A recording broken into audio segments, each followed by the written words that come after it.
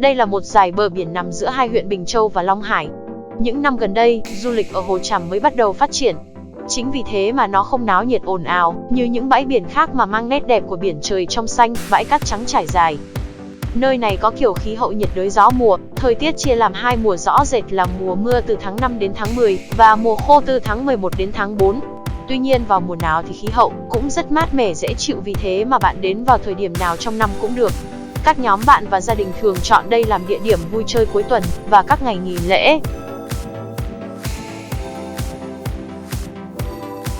Hồ Tràm với thiên nhiên hoang sơ và yên bình là sự kết hợp hài hòa giữa màu xanh của biển, của trời với màu xanh của rừng rậm bạt ngàn, tạo nên một không gian đậm nét trữ tình cuốn hút du khách. Đến với nơi này, du khách có thể tham gia những trò chơi đồng đội trên biển hay dựng lều cắm trại tại bãi biển. Thường du khách khi tới Hồ Tràm thường kết hợp với suối khoáng Bình Châu, cách Hồ Tràm khoảng 20 km, là khu du lịch thiên nhiên, kết hợp giữa rừng núi nguyên sinh và suối khoáng. Ngoài tắm biển, thưởng thức hải sản, các bạn có thể khám phá rừng với vườn sưu tập thực vật Phước Bửu, nơi được xem là bảo tàng thu nhỏ của khu bảo tồn thiên nhiên Bình Châu. Phước Bửu rộng trên 12.000 ha.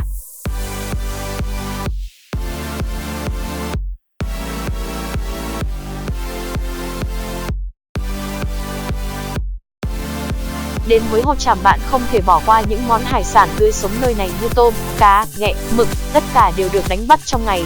Bạn có thể ghé chợ lưới để mua hải sản tươi sống từ cách ghe thuyền mới đánh bắt về, rồi sau đó thuê nhà hàng chế biến hoặc mua hải sản về làm quà tại chợ lưới rất tươi ngon.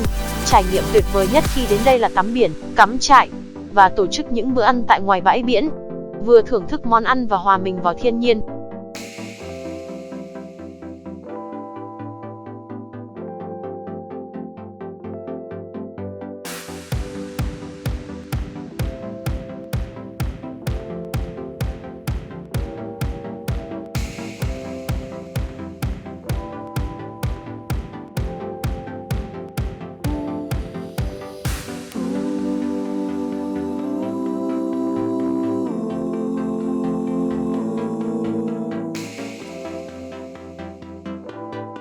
Phần lớn mọi người đến đây bằng xe máy, mục đích để ngắm cảnh ven đường và thuận tiện hơn cho việc di chuyển. Ngoài ra bạn có thể đến đây bằng ô tô, xe khách hoặc tàu cánh ngầm. Nơi đây là một địa điểm thú vị mà bất cứ ai đến với Vũng Tàu cũng muốn một lần đặt chân đến và khám phá.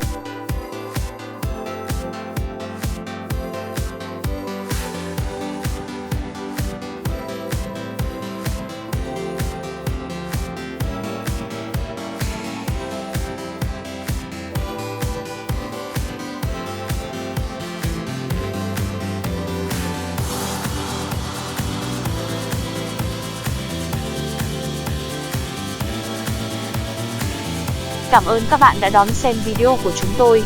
Các bạn nhớ đăng ký kênh để nhận được nhiều thông tin video mới nhất từ kênh Khám phá Việt Nam. Chúc các bạn một ngày tốt lành. Thân ái!